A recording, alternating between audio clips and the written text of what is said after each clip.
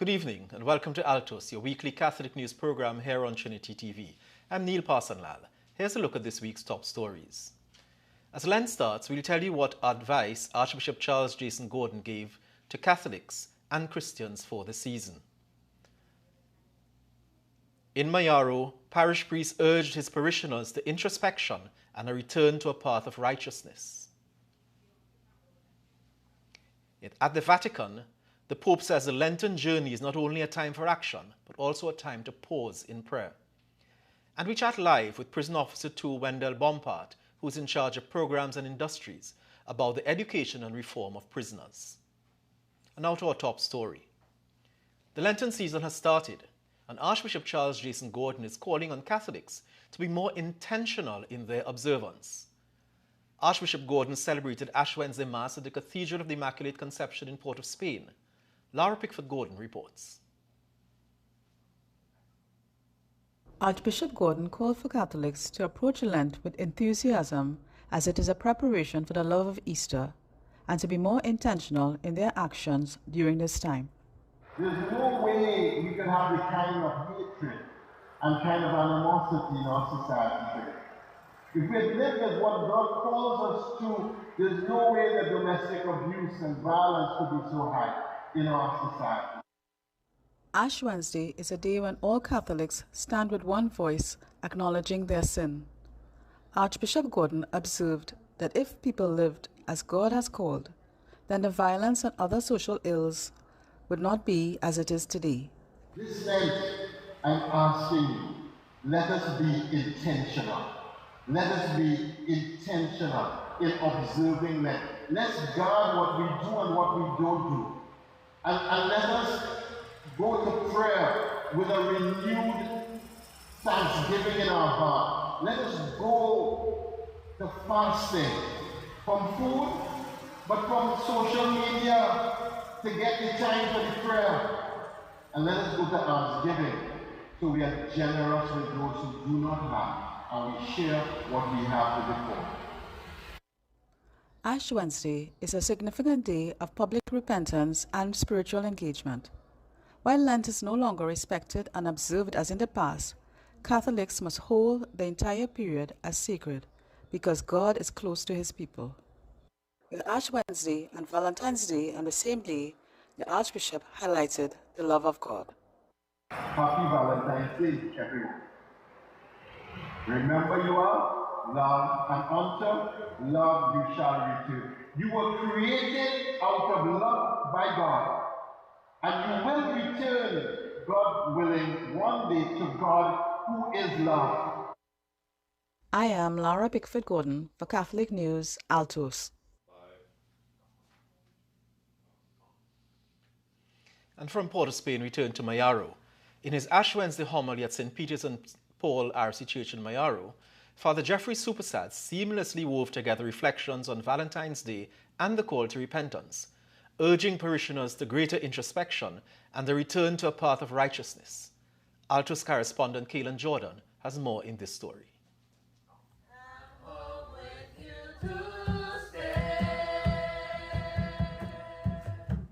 Father Supersad highlighted the dual significance of the day, comparing human expressions of love to divine love. Using the fishing metaphor, he explained that God, like casting a line into the ocean, calls out to those who have strayed from the right path. Emphasizing the need for repentance, he drew parallels with the biblical use of sackcloth and ashes on the Day of Atonement to acknowledge personal sin. My sin, our sin, affects the community. And if we allow it to perpetuate, our children and our grandchildren are the ones that are going to feel the effects of it. We need, as a faith community, to come back to a right relationship. And so today, receiving ashes is an acknowledgement that we have sinned. I have sinned. And when we receive it publicly, it is acknowledging our sin and that we are going to use this opportunity, this moment of grace, to turn around our lives. Father Supersad's homily extended to the 3 pillars of Lent: prayer, fasting, and almsgiving. highlighting the need for a sincere and commitment to these practices. He implored parishioners to keep the destination of Easter in mind, recognizing that progress, no matter how small, brings more grace from God. When you keep the destination in mind, which is Easter, then you further the destination a little bit further. Because once you reach Easter, once you're able to achieve and see some progress within yourself, God gives you more grace. But he also gives you more problem too. I am Kaylan Jordan, reporting for Catholic News, Altos. And given the universality of our church, we turn now to the Vatican. Pope Francis, in his Lenten message, urged Catholic faithful to be ready to take risks and see the world not in terms of death, but in the process of giving birth. A great new chapter in history, he says, will emerge. The Pope acknowledged the Lenten journey as a time for action, but also as a time to pause in prayer and in the presence of a wounded brother or sister. In his Ash Wednesday homily, he also said Lent is a time to drop the masks worn to see true selves. Here is Rome Reports with more.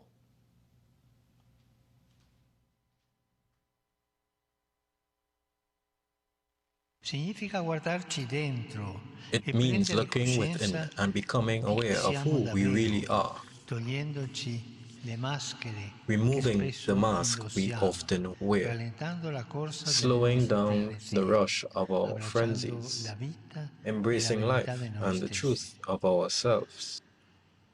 Life is not an act, and Lent invites us to come down from the stage of make-believe, to return to the heart, to the truth of who we are.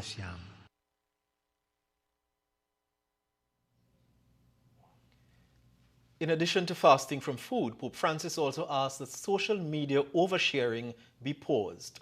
He said, "The Lord asked that the secret and the center of the self be entered into." And in some Caribbean news, we go to Haiti, where the bishops have urged the authorities to put an end to the suffering of the people immediately. The bishops issued a statement on February 8th as violent protests in the capital, Port-au-Prince, and other cities have left many persons dead. The protests were sparked after Prime Minister Ariel Henry failed to meet the February 7th deadline to call elections and hand over power to a new administration, as planned following the assassination of President Jovenel Moïse in July 2021. The bishops have asked the president to account for the seriousness of the current situation and to make a wise decision for the good of the entire nation. The bishops lamented the overwhelming violence over the last 3 years, with increasing numbers of murders, rapes, and kidnappings. They expressed their closeness and condolences to the families of the victims of the latest events.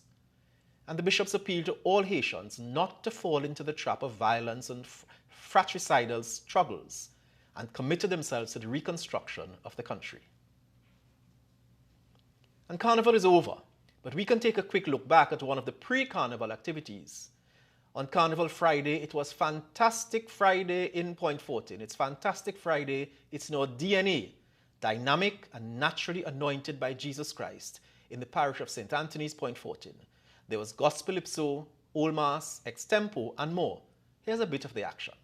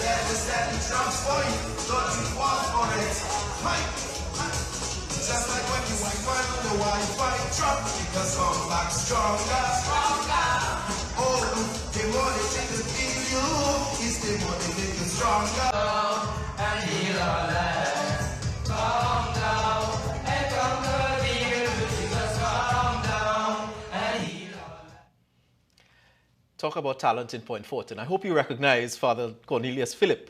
Well done to the parish of St. Anthony's in Point Fortin. Secondary school students across the island who excelled in an online stock market game received their prizes recently at Napa. The virtual stock market game helps students learn how to earn, spend, save, and invest wisely while competing to win prizes. Participants actively build and manage a virtual portfolio consisting of stocks, exchange-traded funds, and use video animation lessons and immersive technology. The Catholic Education Board of Management partnered with Wisdom CRM Caribbean Limited and Scotiabank Foundation to sponsor 500 Forms 1 to 5 secondary school students. The sponsorship will continue from April this year, with 500 to 1,000 students being included. The best performing student overall was Chris Zheng from Fatima College. A new program, the AI Tutor Platform, designed to interact with primary schools, was also launched at the prize giving. The platform aims to help various primary school students to improve their capacity in mathematics, English, geography, science, and more. It's time now to take a short break, and when we return, we get a peek behind the prison walls with Prison Officer 2, Wendell Bompard. Before we go, here's a look at this week's Catholic Trivial Question. See if you can come up with the correct answer.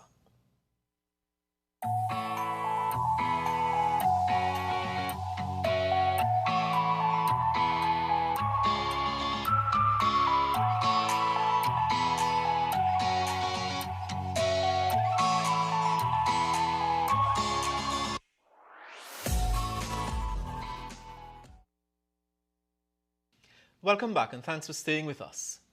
Over the years, we've heard the refrain, "The jailer make the ripe fig," and is often used in the context of what happens to persons who find themselves detained at the nation's prisons. One person who knows that very well is Prison Officer 2, Wendell Bompard, who is instrumental in the execution of many of the prison's educational outreaches. Wendell, welcome to the set of Altos. Thank you so much for having me. Really appreciate the opportunity to be here. It's good to have you. We've seen the beautiful art of the prisoners, for instance, at the various art exhibitions. And just last week, we featured them from the Carnival Village with bars and Bars and stars. Bars and stars.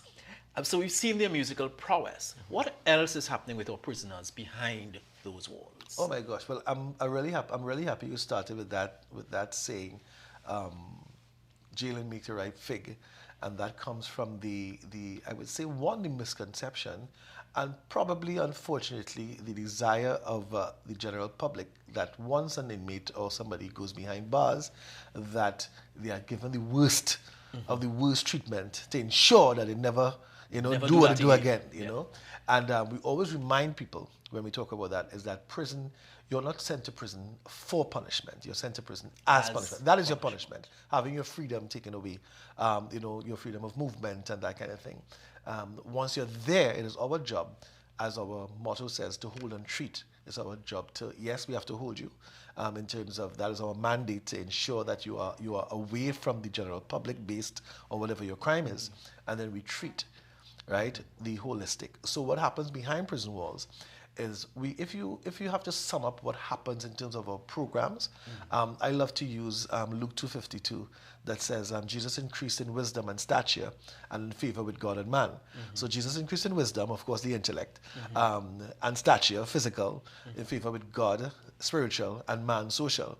So you find that all the programs in the prison, they are geared towards just that. So other than the academics we have, they're involved in sporting programs, of course, art, as you mentioned, at various levels. There's the painting, the acrylics. We have some folks who are involved in some very, very intricate, it's origami, paper art. We have, of course, the musicians. And then we have, so many aspects behind, and that is just from the prison perspective in terms of what the prison service is doing. That's even excluding our stakeholders and those that will do the academic aspect of it, like Whitetep and UE and Costat and these people.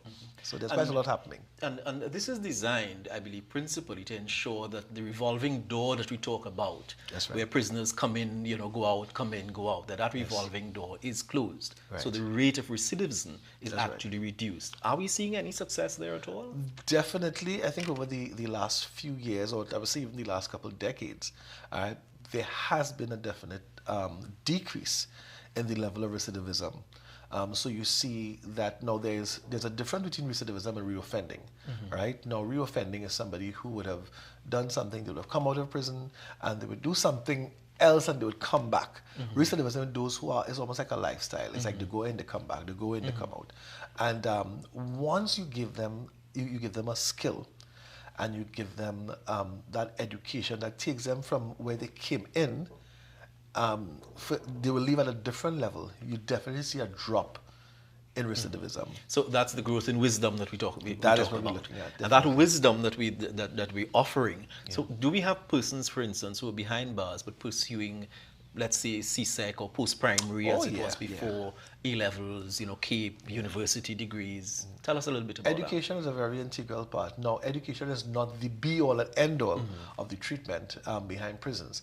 But you realize that when you deal with the criminogenic needs of the inmate, there are several inmates who would not have had that opportunity or would have been distracted during their school life. So they come in and you find that, first of all, at the very basic level, they can't read.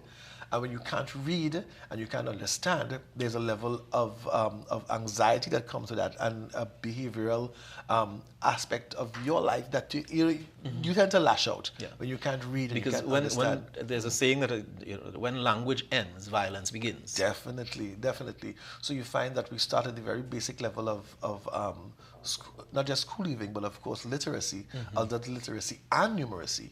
When you'll be amazed, and not just behind prison walls, because prison is just a microcosm of society.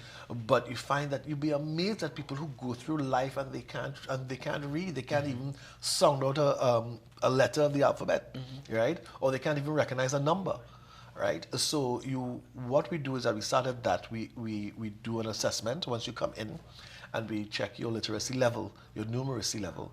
And then when we get that established, then we place you into various programs. So you may go from that into adult literacy, school leaving, and then of course you may go on to do some sort of SEA, some sort of certification. Where we establish where you are in terms of the secondary school level, and then you could go into CSEC. We have quite a few inmates who have recently registered for CAPE as well. We have some who are pursuing tertiary level forms of education. In the past, especially in YTRC and those places, we've had inmates who would have literally gone to UE and to Custard from behind prison walls. We go, we drop them off, and they come back, and we bring them back, and they do their levels. Yeah. So now you said YTRC. That's what we commoners refer to as YTC. YTC, that's right, youth, the youth component. Right. So it's been changed recently from the Youth Training Center to the Youth Transformation and Rehabilitation Center.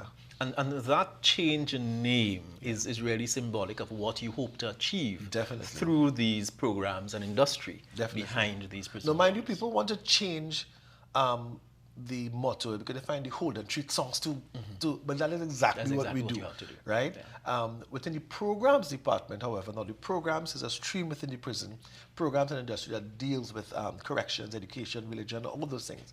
And our motto is transformation, intentionality, and empowerment, right? That's our sub-motto with it, and that's what we aim to do, to transform.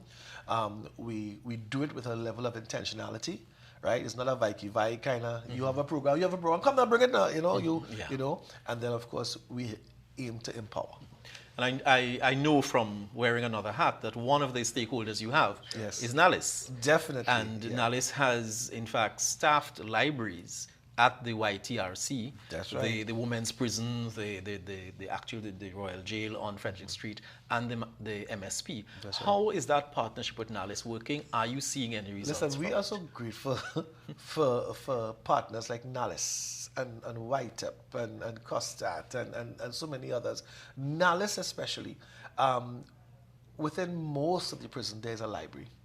Right, and I know, for instance, in MSP we have an inmate librarian trained by NALIS, paid by NALIS as well, and he does a phenomenal job. NALIS has been not just partnering with us, but having a library where you come, you get your book, you leave, whatever. But in terms of in women's prison, I can speak. our IT and graphic design classes through YTEP is done in the Nallis Library with the use of the computers there. You have a fabulous team in Women's Prison recently for our carnival program in the Golden Grove compound. We approached them we wanted to do something different. So we wanted, because the theme was back to basics, we wanted a little museum of carnival history. And it was like, this lady, Nyasha, and Mika was like, yeah, sure, we got it. You know, they had 2 tents and they put up this awesome booth so the visitors who were coming in and the inmates could pass through see what's happening. So Nallis has been a phenomenal partner with us in so many ways, you know. So we have Nallis, you have YTEP, you have COSTAT, but in terms of educational opportunities, in terms of programs, is there anything else that you have going on behind there designed to ensure that we don't get that repeat offender? Within the various prisons, of course, we have our academic program, our education program.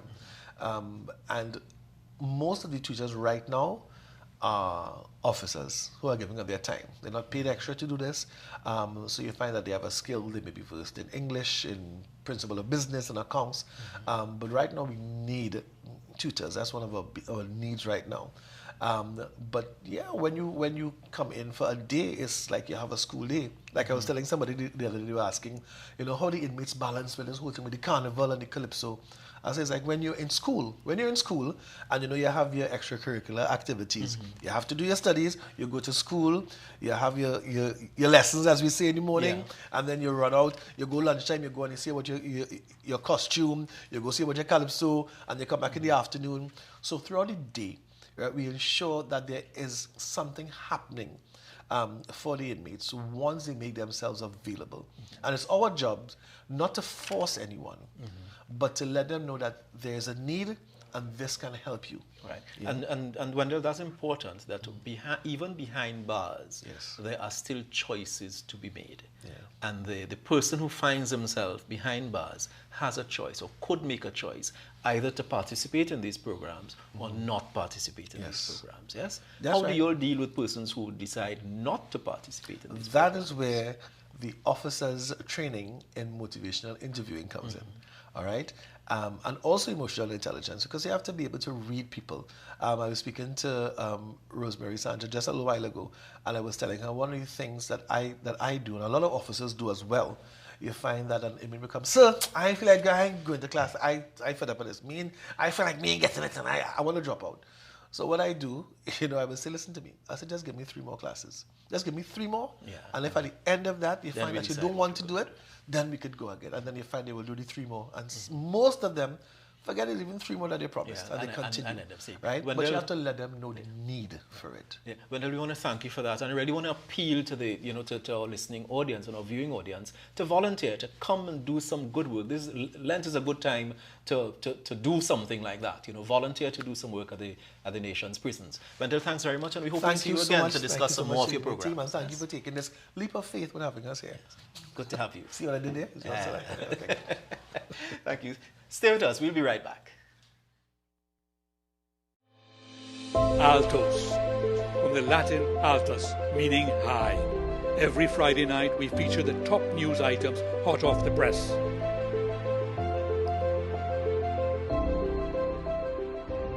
We are taking a leap of faith on Trinity TV.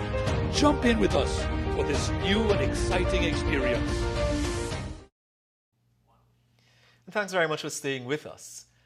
This week we celebrate together with Monsignor Cuthbert Alexander, Vice Rector of the Regional Seminary, who celebrates 34 years of priestly ordination. We congratulate him and we offer our prayers and best wishes to Father Cutty. Here's a look at this week's upcoming events in the Archdiocese.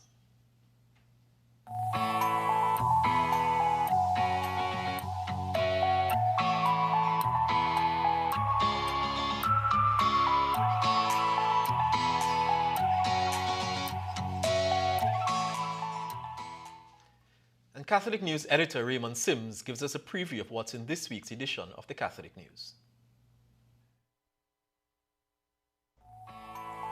In the first issue of our Lent editions, read Father Martin Sergi recap his Carnival Monday experience in a very special band.